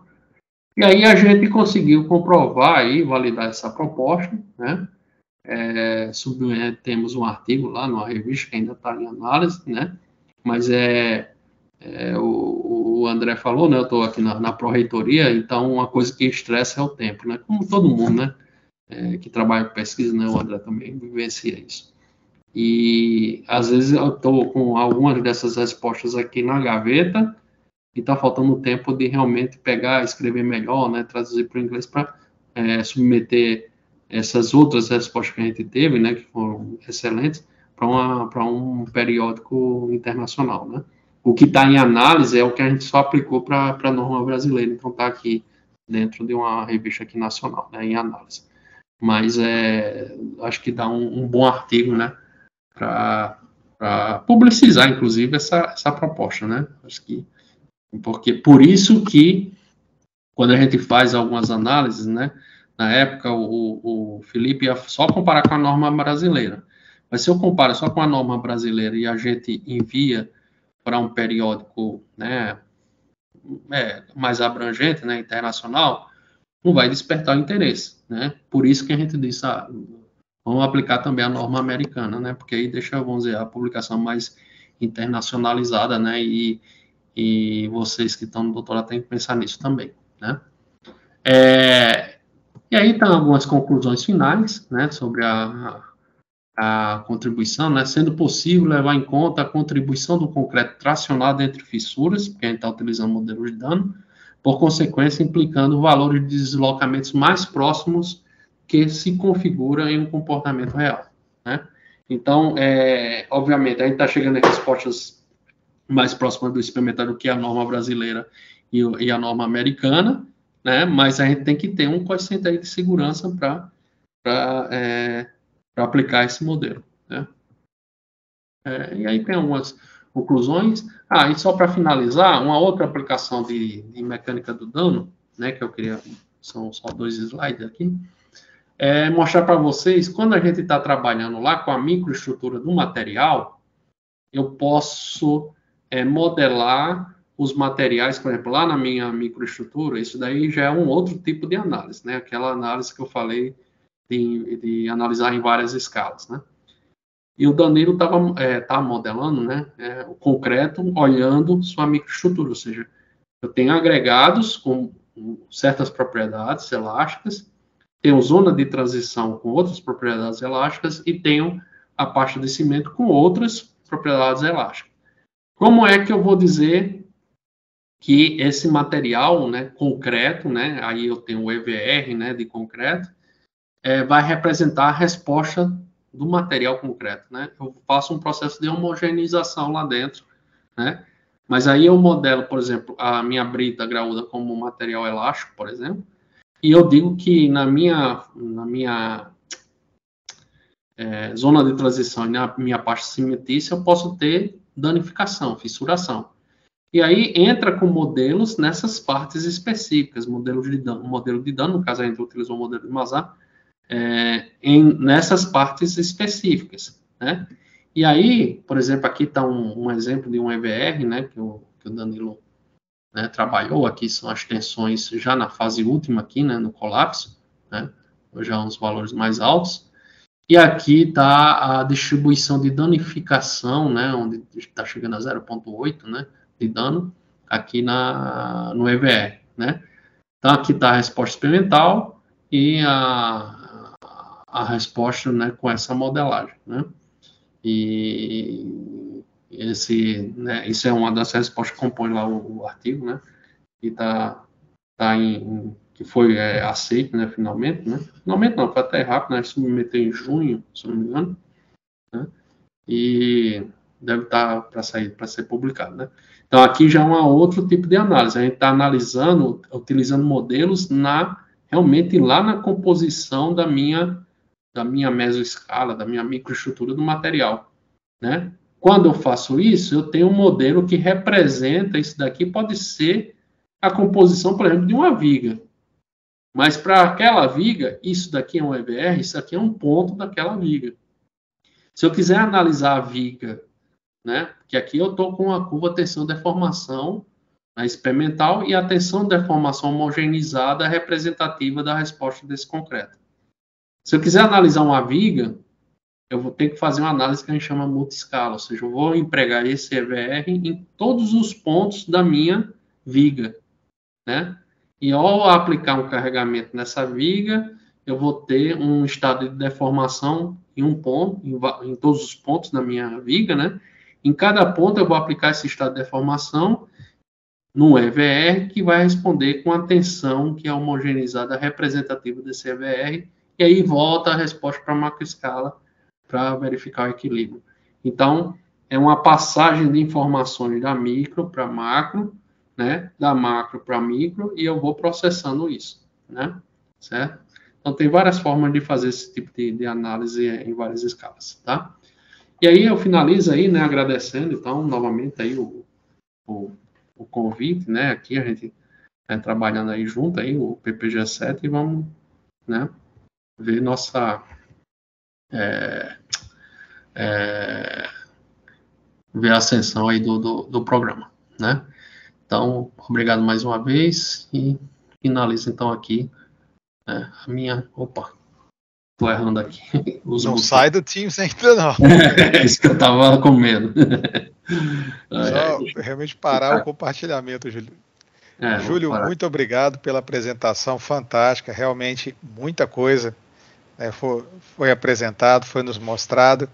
E, pessoal, estamos aqui à disposição para tirar as suas dúvidas. Então, aqueles que têm dúvida, que eu com certeza imagino que existam, por favor, ou coloca no chat, ou abre a sua câmera aqui, seu microfone, e pode falar direto com o Júlio, tá?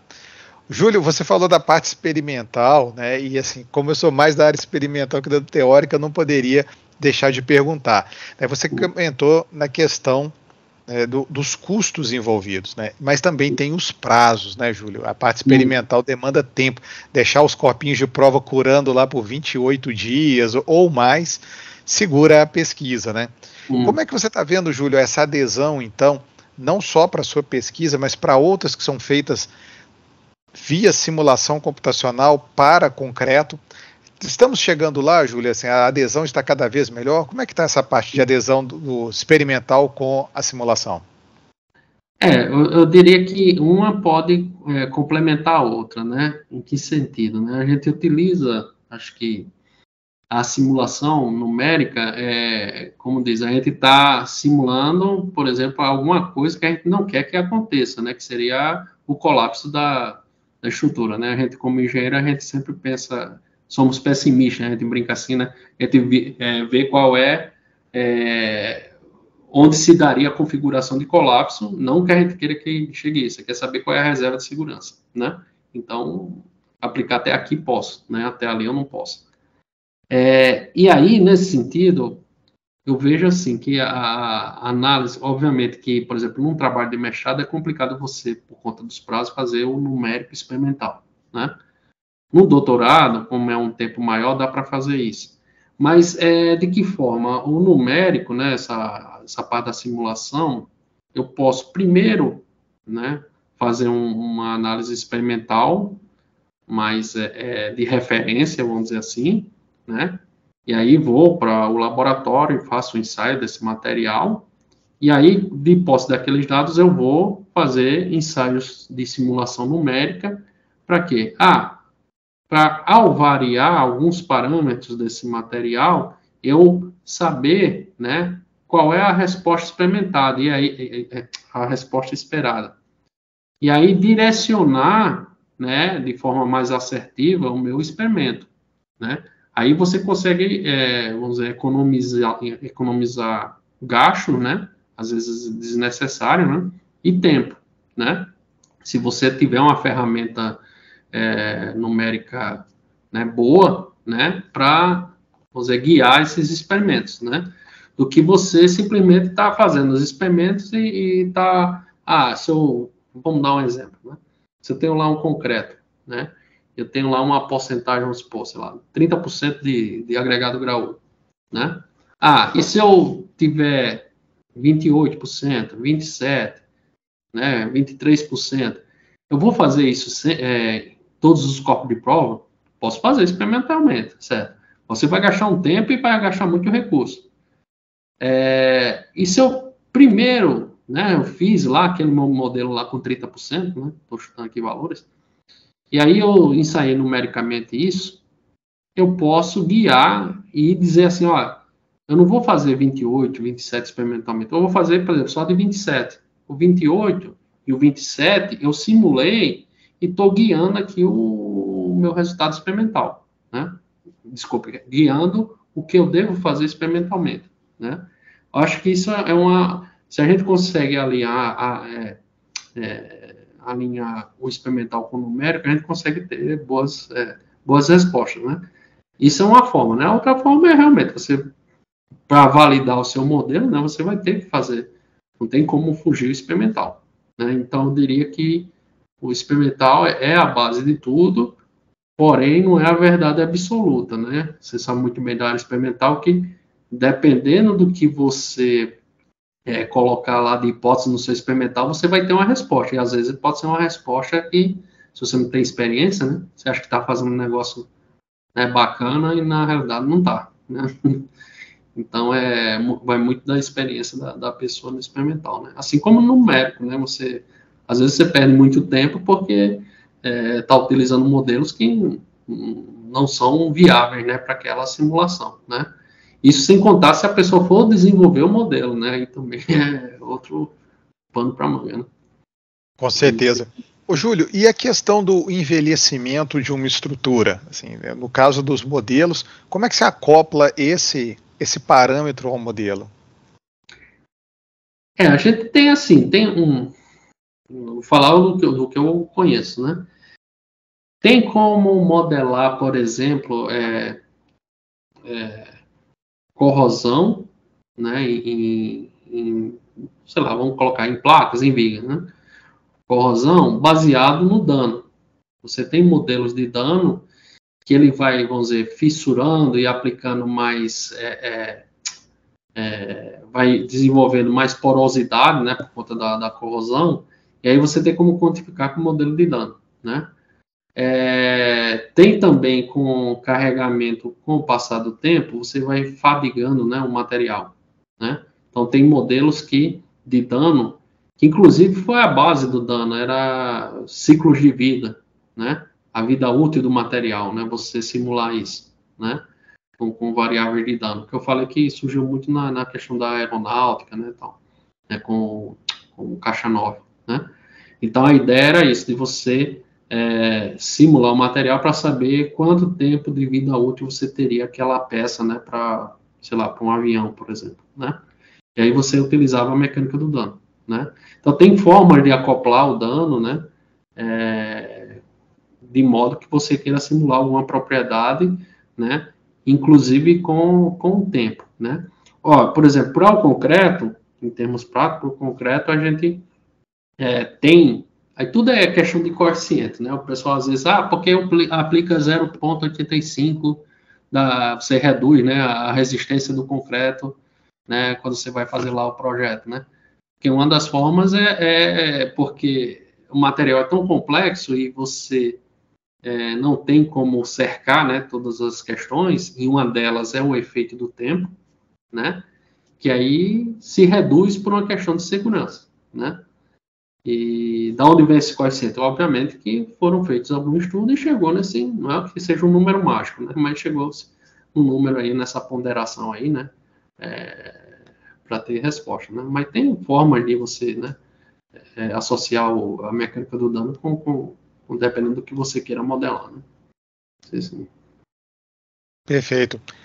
Júlio, e mais uma pergunta. A turma não está fazendo pergunta, eu estou fazendo todas Não, aqui, tá? Se eu souber, eu respondo. Não, você tem que fazer o contrário, você tem que pegar os seus alunos e mandar fazer perguntas, senão degola na hora da defesa, tá? Júlio, a questão do poder computacional. Como é que nós estamos hoje de máquinas para rodar esses modelos? Tem, assim, qual é o problema, por exemplo, daquela análise lá multiscala que eu falei, né? Quando você tem várias formas de fazer essa análise multiscala, né? Uma delas é a que a gente chama com total acoplamento. Então, imagina que, vou pensar lá em elementos finitos, né? Você tem lá uma chapa, que você já está discretizando em elementos finitos, né?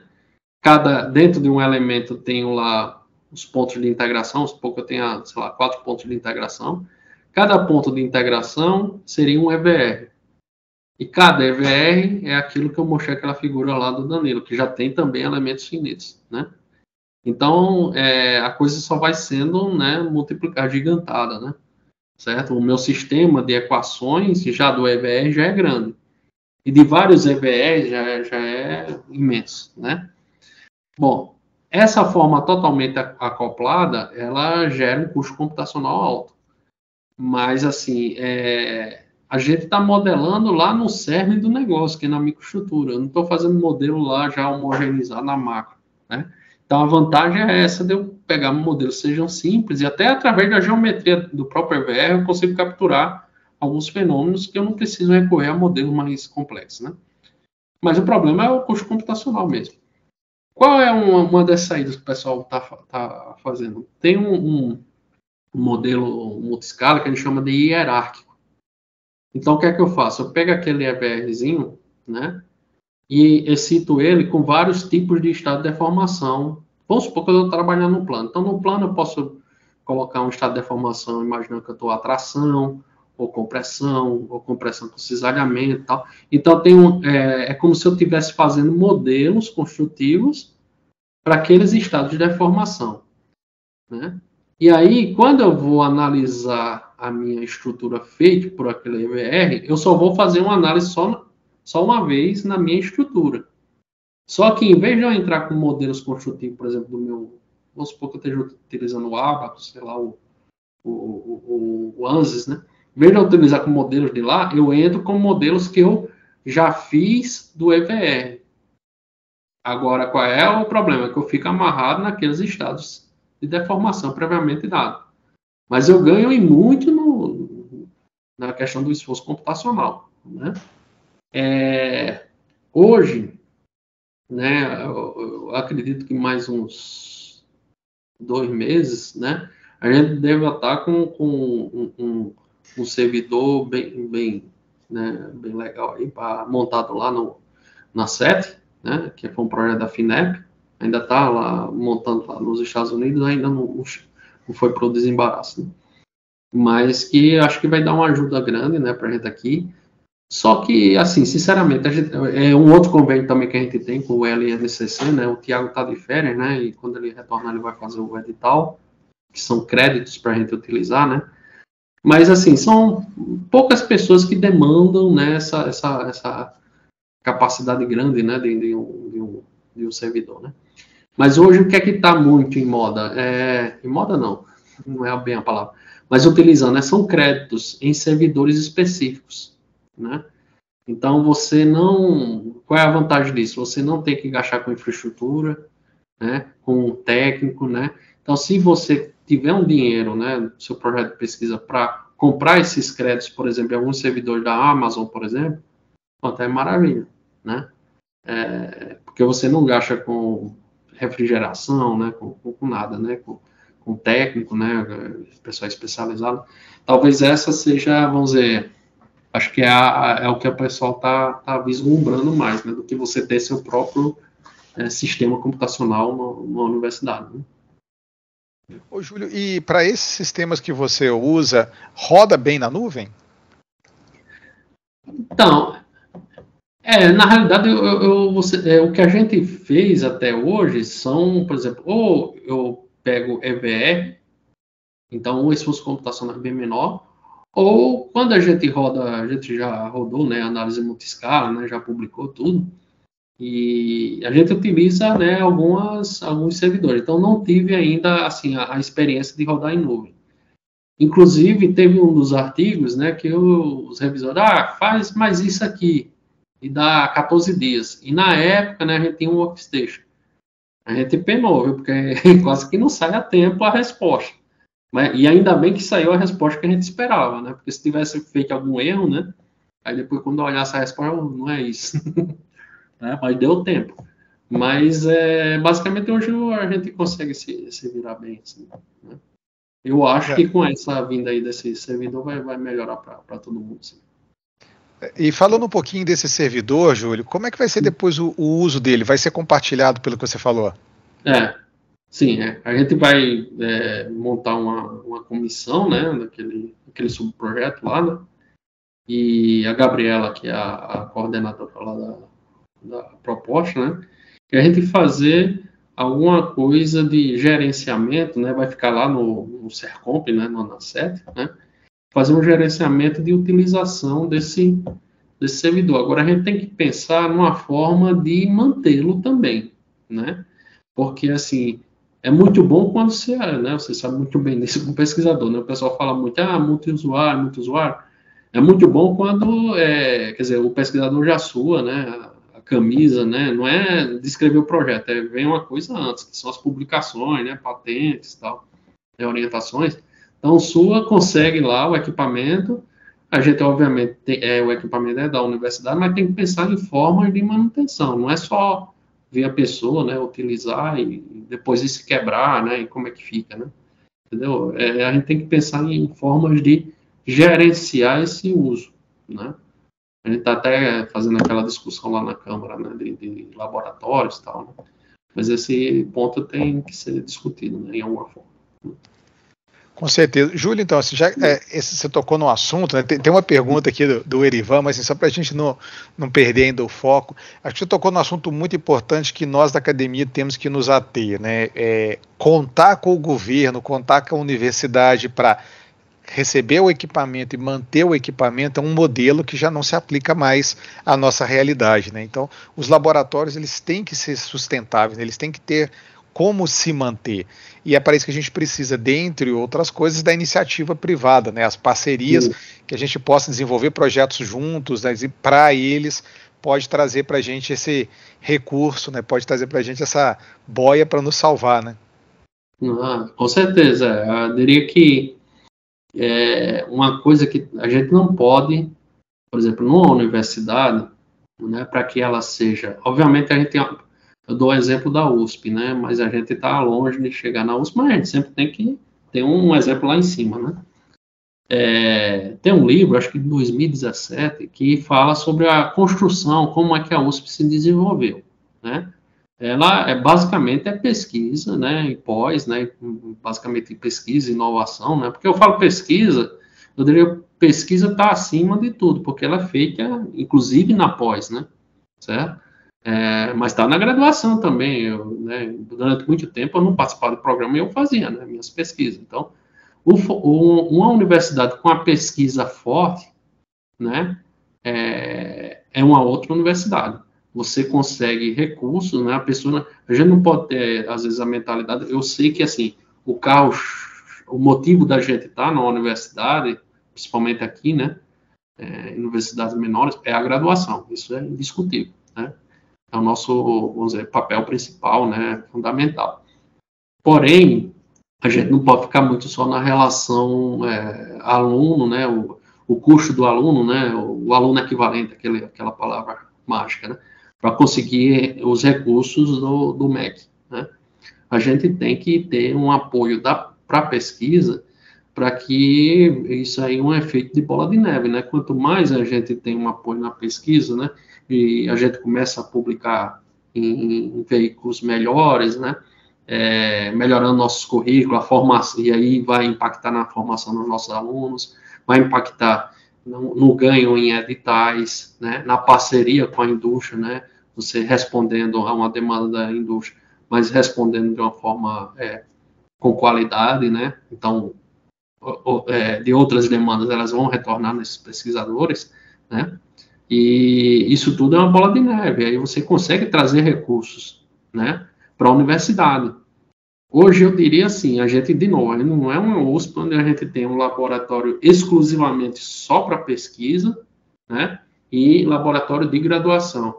É misturado, o que você consegue de recurso, né, para um laboratório, você utiliza, né, para graduação, para pós, né, não é diferente, por exemplo, em universidades até, eu cito a USP, tem uma universidade, por exemplo, que eu fiz o pós-doc, tem um laboratório lá que era fechadão, você não conseguia entrar. Uma vez que a gente conseguiu fazer uma visita, assim, porque era mantida pela Boeing, né? Então tem lá segredos, tal, né? Mas o pessoal trabalhava lá, né? E aqueles recursos não ia só para aquele laboratório, essencialmente ia para aquele laboratório. obviamente.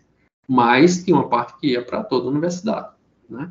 Então, a visão da gente investir em pesquisa, né, ter esse apoio, é nesse sentido. Tem que se pensar que isso daí vai aumentar, né, em várias frentes, né? Então, não dá para a gente ficar só na dependência de verba do governo, né? Não tenha dúvida. Júlio, o Erivan lhe parabeniza pela palestra e ele faz uma pergunta aqui bem feita, bem formulada. Ele gostaria de saber a respeito do algoritmo utilizado para a determinação dos parâmetros. Ele falou que a função objetivo veio pelo método dos mínimos quadrados, mas como que foi feita a otimização, tá? Não, basicamente, Erivan, a gente utilizou Foi mínimos quadrados mesmo. Isso na época, olha, foi eu fiz um programa, até hoje eu tenho ele. Usei que foi um programa semi-automatizado, né? Eu tinha uma função objetiva, né? Vamos chamar assim, que é a minimização do erro. E o que era o erro que eu chamava? Eu pegava o ponto experimental, né? E o ponto que era dado pelo modelo, né? A resposta, né, fazia essa diminuição, né, e assim com os outros pares de pontos. Fazia uma norma ali, né, e tinha um valor, né, que era essa diferença, esse erro, né, e aí eu variava o parâmetro para cima, né, para mais ou para menos, né, aquele parâmetro que eu dizia, ó, agora eu vou variar, vamos supor aquele modelo Mazar, agora eu vou variar o AT. Vou incrementar ele em mais 0,05. E aí ele ia fazendo isso. Bom, a partir do momento que o erro ia diminuindo em relação ao erro anterior, aí ele ia continuando, aumentando. Mas chegava um ponto que o erro, né, daquela variação era maior do que o erro... Desculpa. Era maior do que o erro anterior. Então o erro anterior estava bom, né? Então aquele é o meu parâmetro. Aí, por isso que eu estou dizendo que era semi-automatizado, porque aí eu ia agora variar o BT, né? Não era uma coisa que eu só colocava modelo, como foi feito pelo Vanderlei, né? Que ele utilizou técnica de otimização, e você saía com a resposta, né?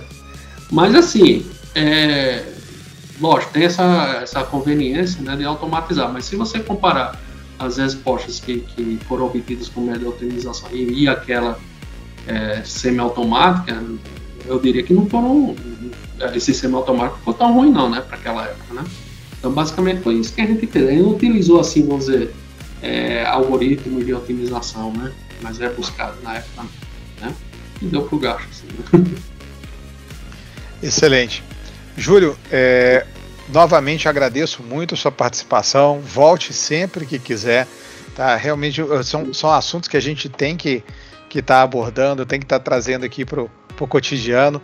Muito obrigado. E para aqueles que não sabem ou não estão acompanhando a nossa programação, a professora Gabriela, que pesquisa com o Júlio, que é a esposa do professor Júlio, vai estar em breve aqui com a gente também, ministrando uma palestra em temática similar, não é isso, Júlio? Eu acho que aí ela deve focar mais a questão que eu disse, essa outra questão lá da multiscala, né? Exatamente, o título da palestra é exatamente esse: modelagem numérica do comportamento mecânico de materiais heterogêneos por meio de uma abordagem multiscala utilizando o método dos elementos de contorno. Então, para quem se interessou, a Gabriela estará conosco no dia 4 de outubro, mesmo horário, às 19 horas. Tá? Júlio, novamente, amigo, muito obrigado. Tá? Até a próxima. Ok, muito obrigado. Valeu, obrigado. Muito obrigado a todos que nos assistiram. Tchau, tchau, pessoal. Até mais.